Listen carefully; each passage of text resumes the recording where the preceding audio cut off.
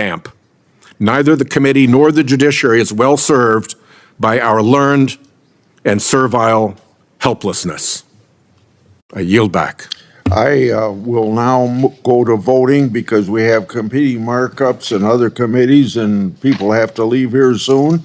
We'll go to Bovey's nomination. The clerk will call the roll. Mr. Chairman, point of personal privilege. Mr. Chairman. Mr. Chairman, according to personal- Rule 4 of the committee, we have the right to continue to debate this nomination. No. I'm invoking Rule 4 of the committee. We have the right to debate this nomination. You're out of order. I'm seconding Mr. Senator Chairman? Booker's demand for a vote on his request to hear from the whistleblower. Mr. Chairman, you should at least acknowledge my Rule 4 point of order. You're out of order. I don't understand this. What are you afraid of about even debating this? by proxy. Putting things on the record, hearing from every senator, dear God, that's what our obligations are. It's to state our reasons for debate. At least address the Rule 4 point of order that we're calling. There's no need to rush this. What are we afraid of? We're not pressing for the 2-hour rule like you all did when you were in the minority. We're simply asking for a credible amount of time to air our concerns before the vote. We respect each other in this committee. We respect the understanding that we have things to say. But yet we're doing this in a way that makes no sense to me. And it makes no sense to me because we're not trying to do things like force the committee to close or force a 2-hour rule. This is about understanding that people on this side have a responsibility to state their issues. You're out of order. Mr. Sir, you could call me out of order because this is out of order.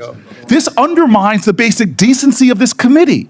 Yes, maybe overrule a Rule 4, but at least address the Rule 4 point of order that senators were elected to debate issues and debate nominees. This is absolutely insane. Hey, you're what is the interrupting. rush? Sir, I am interrupting because You're you're interrupting a regular point of order. At least address my point of order. I have the right to do that by the rules of this committee. If you want to overrule the rules of committee, then do so. But this is not in any way in order.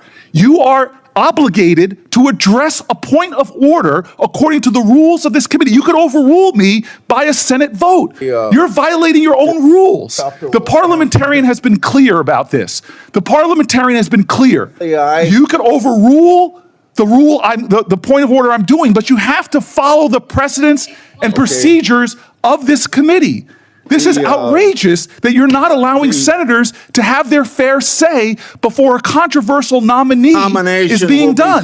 This is unbelievable. This is unjust. This is wrong. It is the further deterioration of this committee's integrity. With a person like this, what are you afraid of? Are you afraid of hearing from Chris Coons? From hearing from one of my colleagues? From hearing from Adam Schiff? What is the fear here? Have at least the decency to have a vote on my point of order regarding Rule 4. I have respect for you, Mr. Chairman. We've served together for more than a decade, but this is outrageous. This is unacceptable. This is wrong. It is wrong. And why? Why? What is the rush to take another half hour to listen to people? What is the rush? What are we afraid of, Mr. Chairman? What are we afraid of? I do not understand why senators can't debate a nominee as we've done when both sides have been in the majority to take the time. What is the thing that you are so afraid of from hearing from my Senate colleagues? This is a violation of the precedents of this committee. We're not trying some stunt here to try to force a 2-hour rule like you all did when you were in the minority. We just want to be heard before a controversial vote. Sir, this is wrong, and you know it. You are a person of integrity. How could you be doing this? At least have a vote on my point of order. Sir, with all appeals to your decency, with all appeals to your integrity, with all appeals to past jurisdiction and past precedent, why are you doing this? This is outrageous. This is a kangaroo court. That's all we have here, Mr. Chairman. This is wrong. To violate your own rules without going by the mandates of the parliamentarian. This is unbelievable. There's a way to do this. If you want to force this through, if you want to ram this through, there's a way to do it in accordance to the rules as spelled out by the parliamentarian. It is simple. It is clear. There's a pathway to achieve what you're trying to achieve. But sir, this lacks decency. It lacks decorum. It shows that you do not want to simply hear from your colleagues. This is absolutely wrong. And sir, this is to me one of those moments where we are not showing common respect for each other on both sides. I have sat here when we were in the majority and listened to my colleagues' arguments, listened to their passionate statements, and then we voted. This is not that. This is us simply trying to rush through one of the most controversial nominees we've had under this presidential administration. Sir, God bless America. You are a good man. You are a decent man. Why are you doing this? What is Donald Trump saying to you that are making you do something which is violating the decorum of this committee, the rules of this committee, the decency and the respect that we have each other to at least hear each other out? Nomination. I've sat through so many long speeches of my colleagues, heard their objections, listened with sincerity to try to see what their arguments are. But we are not doing that. Sir, this is wrong, and you know it. There are some people on this committee who are the least firebrand people, and they've walked out. Some of the least controversial people in the Senate, some of the people that worked the hardest to find bipartisan common ground have just walked out of this committee. And you don't even seem to care, but I know you do. I know your heart, Senator Grassley. This is wrong. I know the kind of person you are, and you know this is wrong. This is not necessary. What is another half an hour to allow senators to be heard? It's what the Constitution mandates. It's the ideals of the United States Senate. The world's most deliberative body should take a decent amount of time to deliberate. But here we're not doing that. Here we are jamming this through with some sense of false urgency. It's one thing not to hear from whistleblowers. It's another thing not to hold another hearing. But to not even allow my colleagues to have their moment to speak against this justice is just wrong. And I know you know this. I know you know this. The only time this rule has ever been overturned by both parties was done when one minority was trying to pull some stunt to stop the committee from hearing. This is not that. This is not the 2-hour rule. This is a basic element of the ideals of this committee, sir. It is the basic understanding of having debate and deliberation. It's a basic understanding of we can listen to each other even if we disagree. That we should have time and space and a forum to listen. Sir, this is just wrong in every way. It is wrong in every single way. This is an abuse of power. It's an undermining of the well-being and the integrity of this Senate and this committee that I for so long, I've been so honored to be a part of. This is wrong, sir, and I join with my colleagues in leaving. This is a sham. Vote. This is wrong. We're better than this. What happens when the Senate, the very symbol of American deliberation, refuses to deliberate? The Senate Judiciary Committee devolved into a scene of political warfare. At the center of it all, Senator Cory Booker unleashing a searing, emotional condemnation of what he called a deliberate violation of Senate rules and a betrayal of democratic process. This is wrong, and you know it. Republican Chairman Chuck Grassley pushed forward with a string of controversial judicial nominations, cutting off debate, ignoring objections, and invoking raw procedural power to ram through the vote. Booker and his Democratic colleagues invoked Rule 4, a basic safeguard allowing time for senators to debate nominees. But that rule was steamrolled, and when the committee refused even to acknowledge the point of order, senators walked out, one by one, in protest. This is a kangaroo court. Pratt to the floor. Now we'll have to vote on these nominees for U.S. Attorney because we don't have enough people on the other side, so we can't do it by voice vote. So the clerk will call the roll on Kurt Alme.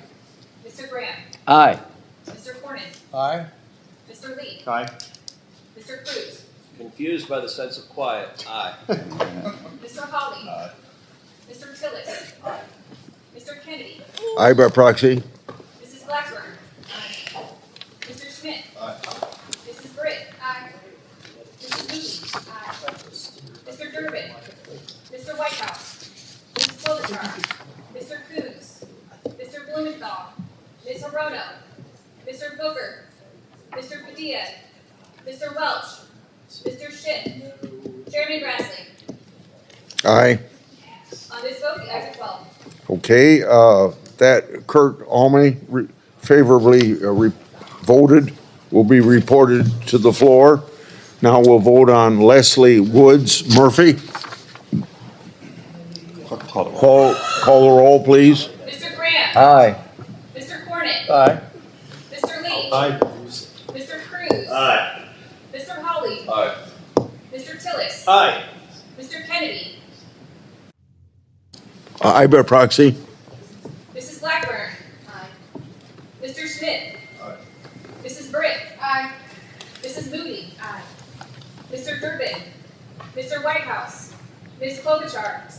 Mr. Coons. Mr. Blumenthal. Ms. Hirono. Mr. Booker. Mr. Padilla. Mr. Welch. Mr. Schitt. Chairman Grassley. Aye. On this vote, the ayes are 12. Yeah, the ayes have it. Nomination would be favorably reported.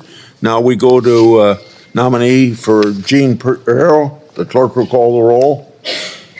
Mr. Graham. Aye. Mr. Cornyn. Aye. Mr. Lee. Aye. Mr. Aye. Cruz.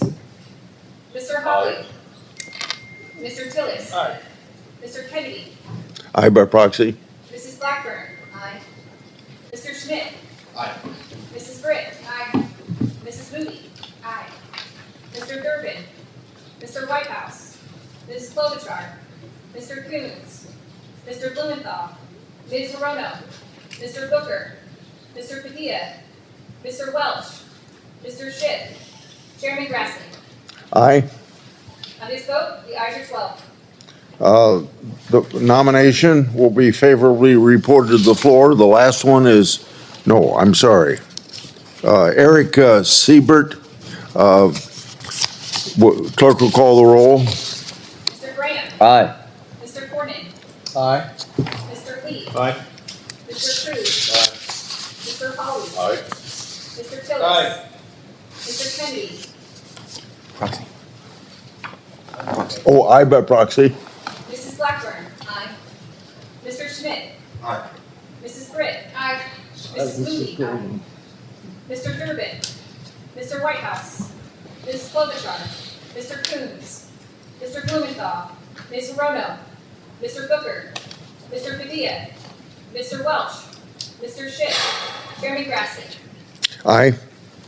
On this vote, the ayes are 12. The ayes have it. Nomination will be favorably reported. Now Kurt Wall for Middle District of Louisiana.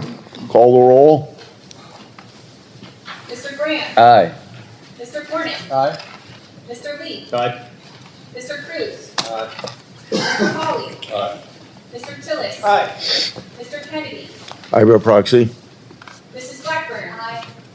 Mr. Schmidt. Aye. Mrs. Britt. Aye. Mrs. Moody. Aye. Mr. Durbin. Mr. Whitehouse. Ms. Klobuchar. Mr. Coons. Mr. Blumenthal. Ms. Hirono. Mr. Booker. Mr. Padilla. Mr. Welch. Mr. Schitt. Chairman Grassley. Aye. On this vote, the ayes are 12.